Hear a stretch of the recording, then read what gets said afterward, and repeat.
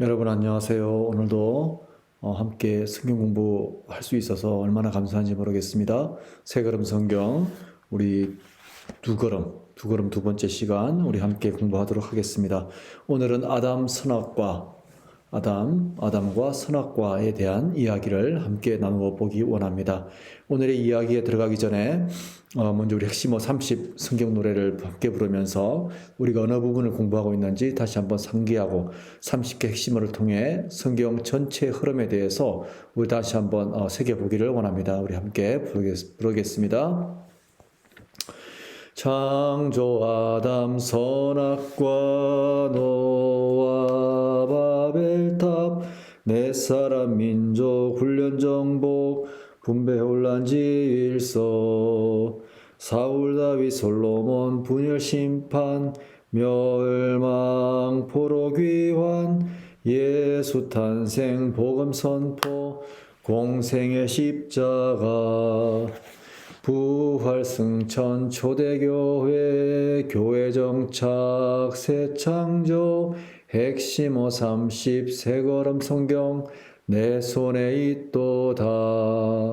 우리가 지난 시간에 창조 아담을 공부했는데 오늘은 이어서 아담과 선악과에 대한 성경의 이야기를 한번 우리 함께 살펴보도록 하겠습니다. 창세기 1장 28절에서 2장 18절의 말씀을 보면 하나님께서 사람을 만드신 이야기가 이렇게 나와 있습니다.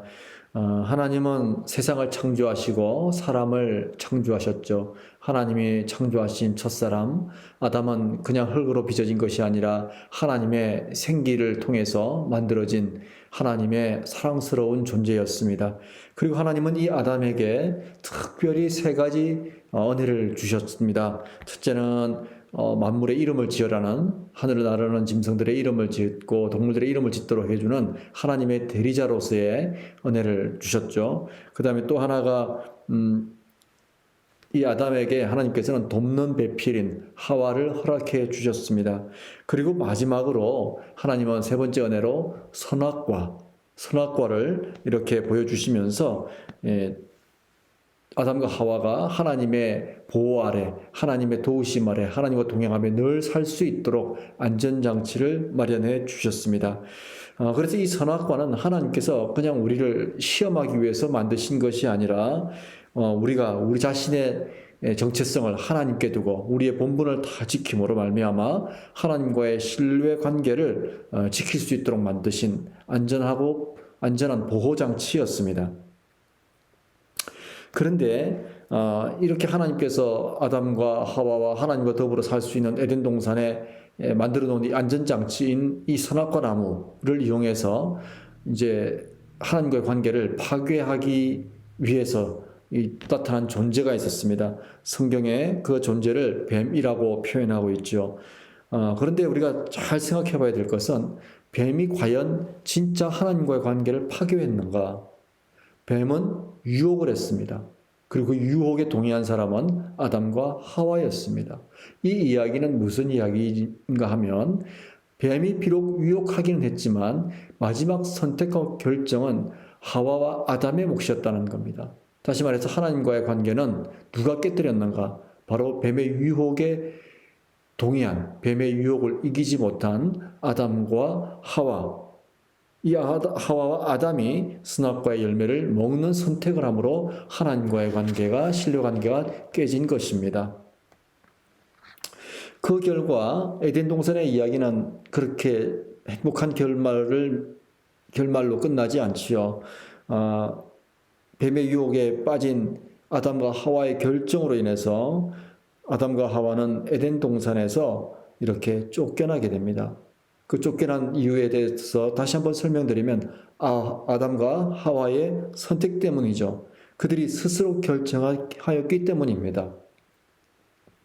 다시 말해서 뱀의 유혹에 속았을 때 아담과 하와는 하나님께 묻지도 않았고 하나님께 해야 될 일과 하지 말아야 될 일에 대해서 하나님을 향해서 묻지도 않았고 하나님의 도우심을 구하지도 않고 본인들 스스로가 뱀의 유혹에 동의하였기 때문입니다. 스스로 결정하고 판단한 까닭인 것입니다. 그 결과 아담과 하와는 에덴 동산에서 쫓겨나고 에덴 동산은 들어올 수 없는 출입 금지 구역이 되어버렸고, 또 그들은 아담과 하와 역시 서로에 대한 신뢰의 관계가 금이 가기 시작합니다. 그 금이 가기 시작한 관계를 우리는 어떻게 알 수 있습니까? 바로 그들의 자녀인 가인과 아벨의 관계에서 우리는 찾아볼 수 있습니다.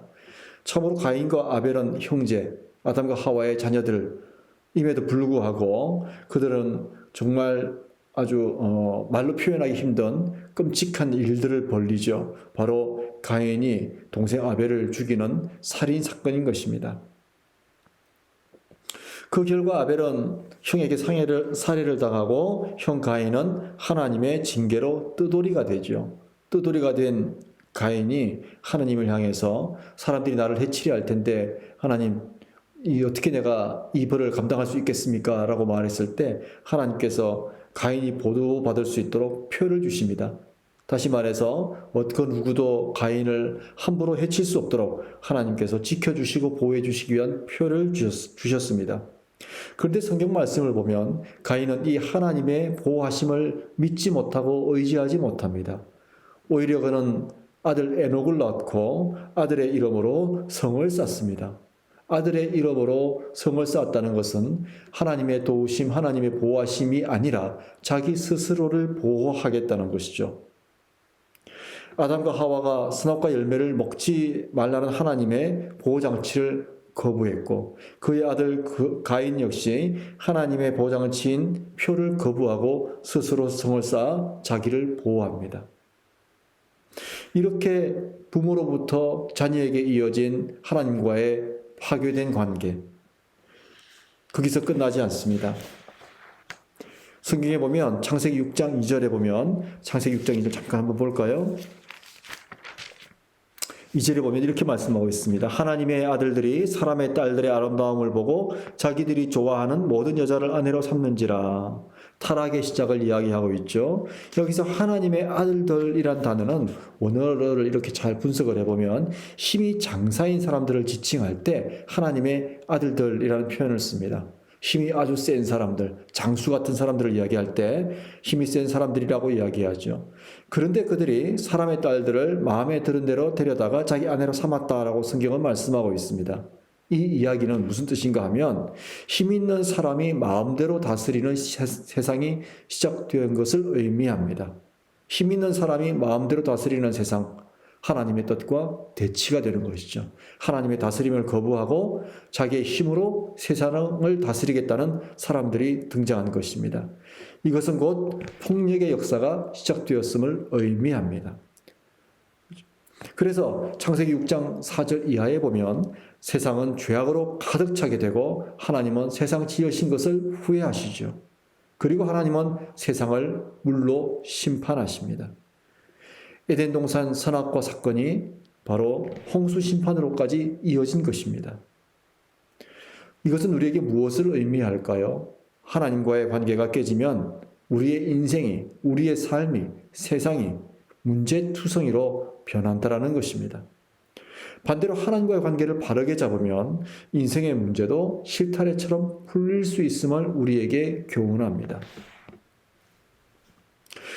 그러므로 우리는 분명하게 기억해야 할 것이 있습니다.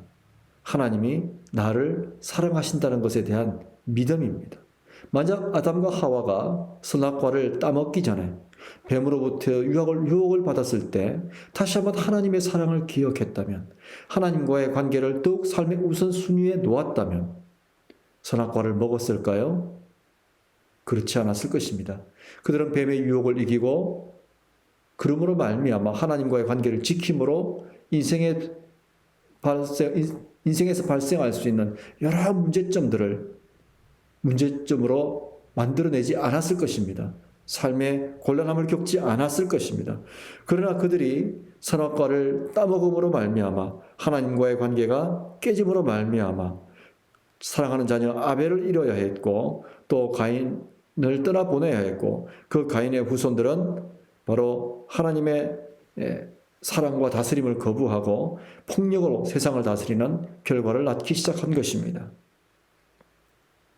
그러므로 우리는 세상을 살아가면서 신앙생활을 하면서 그 무엇보다도 하나님을 사랑하는 일과 하나님의 사랑을 기억하는 일을 우리는 반드시 매일의 삶 속에서 반복해야 할 것입니다. 그래야 올바른 신앙이 시작될 수 있습니다. 계속해서 창세기 3장 19절 이하의 말씀을 보면 이제 아담과 하와로 말미암아 땅이 저주를 받습니다. 근데 땅이 저주를 받는 것을 가만히 생각해 보십시오. 땅이 잘못했습니까? 아니죠. 죄는 아담이 지었는데 저주는 땅이 받았죠. 하나님이 에덴 동산의 문을 닫으셨지만 아담과 하와에게 또한 은혜를 베푸셔서 그 생명을 이어갈 수 있는 아기를 허락해 주셨습니다. 또 하와에게는 잉태의 고통을 주셨지만 그 고통을 통해 영생이 불가능한 현실에서 생명을 이어갈 수 있는 자녀를 허락하신 것이죠. 이 모든 것은 하나님의 사랑이 계속되고 있음을 반증하는 것입니다. 그렇습니다. 아담과 하와가 뱀의 유혹에 속아 하나님과의 관계를 깨뜨렸고 또 그들로 말미암아 세상의 죄는 시작되었지만 하나님의 사랑은 여전히 그들을 향해서 움직이고 있고 그들을 향한 하나님의 마음은 사랑이라는 단어로 동일하게 지금도 이어지고 있다는 말씀입니다. 자, 그러면 하나님께서 왜 에덴 동산에서 아담과 하와를 쫓아내었을까요? 선악과를 먹은 이후에 그들에게 좀 더 회개할 수 있는 기회를 주고 반성할 수 있는 기회를 주어서 안전하게 에덴 동산에 그들을 두었다면 어땠을까요? 그럼에도 불구하고 하나님께서 아담과 하와를 에덴 동산에서 쫓아낸 이유는 생명나무 열매를 지키시기 위한 조치였습니다. 이 생명나무 열매, 생명나무는 하나님께서 지키셔야 할 바로 중요한 성격을 가지고 있었습니다. 왜냐하면 인류를 구원할 하나님의 계획이 숨겨져 있는 나무였기 때문입니다. 그런데 놀라운 것은 그들이 생명나무를 열매를 통해서 열매를 먹지 못하게 하려고 바로 이 에덴 동산에 출입을 금지시키셨는데 요한계시록 22장 14절에 보면 생명나무에 이르는 권리를 차지하는 사람들의 이야기가 나옵니다. 하나님이 내쫓으신 아담과 하와는 먹을 수 없었지만 그 나무의 열매를 먹을 수 있는 사람들이 등장하기 시작한다는 말씀이죠. 무엇을 우리에게 말씀하고자 하는 것일까요? 준비가 되어 있지 않은 사람들에게는 허락되어 있지 않지만 바로 하나님과의 올바른 관계를 맺고 있는 사람들에게는 허락된 나무가 바로 생명을 알게 하는 나무라는 의미입니다. 하나님과 올바른 관계를 맺지 못한 사람에게는 하나님은 영원한 생명을 허락할 수 없지만 하나님과의 올바른 관계를 맺은 사람에게는 하나님은 영원한 생명을 허락하신다는 의미이기도 합니다. 하나님은 아담과 하와의 후손이 악해졌을 때 물의 심판, 홍수로 세상을 심판하셨지만 노아를 통해서 그 희망의 끈을 이어가시고 노아의 후손이 바벨탑을 쌓으면서 자신의 이름을 드러내고 자랑할 때 오늘을 혼란케 하셔서 바벨탑을 쌓지 못하게 하시고 아브라함을 다시 불러 새 출발을 하시는 하나님, 그리고 아브라함의 후손들이 이스라엘 민족을 이루고도 자신들을 향한 하나님의 뜻을 실현하지 못했을 때 하나님은 스스로 예수님이 되셔서 말씀이 육신되어 우리 가운데 오셨습니다. 이 모든 과정은 하나님께서 우리를 향한 사랑은 절대 포기하지 않으시며 우리를 통해서 이루고자 하시는 하나님의 거룩한 나라와 하나님의 민족이라는 그 계획은 지금도 계속되고 있음을 의미합니다. 이 창세기의 이야기는 하나님을 믿고 따르는 사람들의 이야기와 그 하나님의 사랑을 의심하는 사람들의 이야기, 거부하는 사람들의 이야기, 이렇게 나뉘어져 있습니다.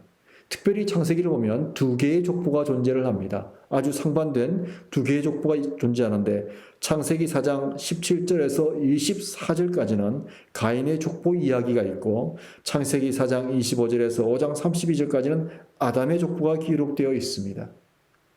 자세히 살펴보면 이 가인의 족보는 하나님을 거절한, 하나님을 거부한 사람들의 이야기요, 하나님의 말씀을 따르지 아니하고 자기 소견대로, 자기 의견대로 하고자 하는 사람들의 이야기입니다. 반대로 창세기 4장 25절에서 5장 32절까지 아담의 족보에는 하나님의 뜻을 따라서 살아가는 사람들의 이야기가 있습니다.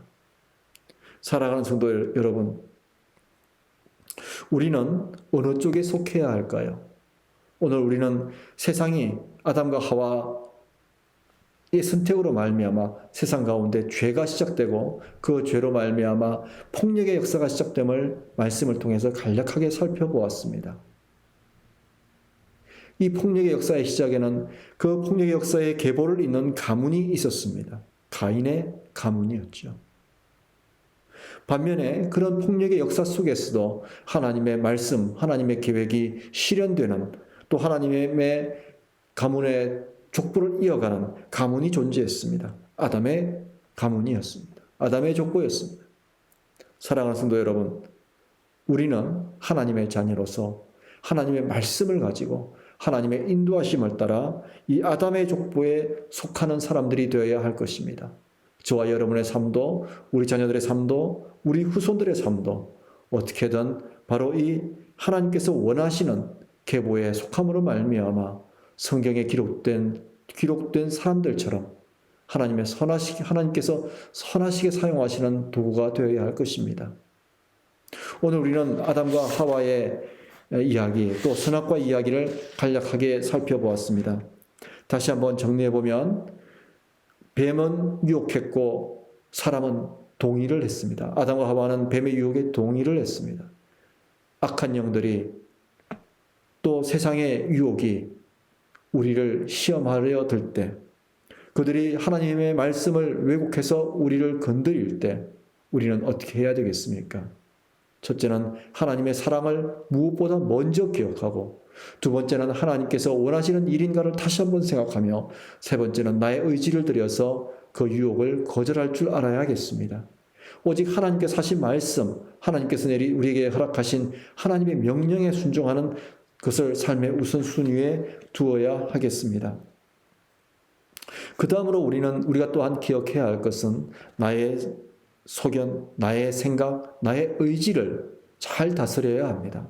오늘 우리가 살펴보았듯이 가인은 하나님의 보호와 하나님의 도우심을 거절하고 스스로 성을 쌓는 잘못을 하였습니다. 혹시 우리도 하나님 없이, 하나님의 뜻과 상관없이 내 스스로 무엇을 해보겠다고, 내 스스로를 보호하고 내 스스로 내 생각으로 무엇인가를 이루겠다고 하지 않는지 우리 자신을 또한 살펴봐야겠습니다. 교만의 역사, 내가 혹시 교만의 역사를 쓰고 있다면 그 교만의 역사를 멈추고 겸손의 역사, 순종의 역사를 써야 할 것입니다. 또한 우리는 폭력의 역사 속에서 우리는 평화의 역사를 쓰는 사람들이 되어야 할 것입니다. 오늘 말씀에 살펴본 것처럼 스스로 힘이 세다고 여겼던 사람들이 하나님의 질서를 무너뜨리고 자기 마음대로 다스리는 세상을 꿈꿀 때 하나님은 후회하셨고 분노하셨습니다. 하나님이 원하는 예수의 사람들은 폭력의 역사를 쓰는 사람들이 아니라 평화의 역사를 쓰는 사람들입니다. 오늘 하루 우리는 어떤 역사를 써가야 할까요? 또 오늘 하루 우리는 어떤 역사의 사람들로 기록되어야 할까요? 폭력의 역사보다는 평화의 역사를 남기는 사람으로 기록되었으면 좋겠습니다. 그리고 또한 우리가 마지막으로 기억해야 할 것은 하나님의 사랑은 지금도 계속되고 있고 그 사랑이 나를 향하고 있다는 사실입니다. 사랑하는 성도 여러분, 하나님은 지금도 우리가 생명나무에 이르러 영원한 생명나무를 먹는 하나님의 자녀가 되기를 원하십니다. 그 길로 가는 비결은 하나님의 사랑을 따라 걷는 것입니다. 하나님의 사랑을 잊지 않고 하나님의 사랑을 따라 걷고자 하면 하나님은 성령님을 통해서 우리로 하여금 그 길을 걷게 해주시는 분이심을 기억하시기 바랍니다. 아담 선악과 사건을 통해 다시 한번 하나님의 사랑과 섭리를 우리 마음판에 잘 되새기고 하나님께서 나에게 지키라고 하는 내 삶 속의 선악과가 무엇인지를 잘 기억하고 또 유혹에 속지 않고 하나님 뜻에 순종하는 저와 여러분이 되기를 간절히 기도합니다. 그러면 다음 시간 노아 바벨탑으로 뵙겠습니다. 감사합니다. 기도하겠습니다. 하나님 아버지 고맙고 감사합니다. 오늘도 아담 선악과의 이야기를 통해서 우리 삶 속에 우리가 지켜야 할 선악과가 무엇이며 우리가 진정으로 따라야 할 것이 무엇인지를 다시금 마음판에 새기게 하신 것 감사합니다. 늘 하나님을 사랑하는 일에 힘쓰게 도와주시고 하나님께서 말씀하시는 그 말씀을 따라 순종하는 저희들 되게 하여 주십시오. 감사드리며 예수님의 이름으로 기도합니다. 아멘.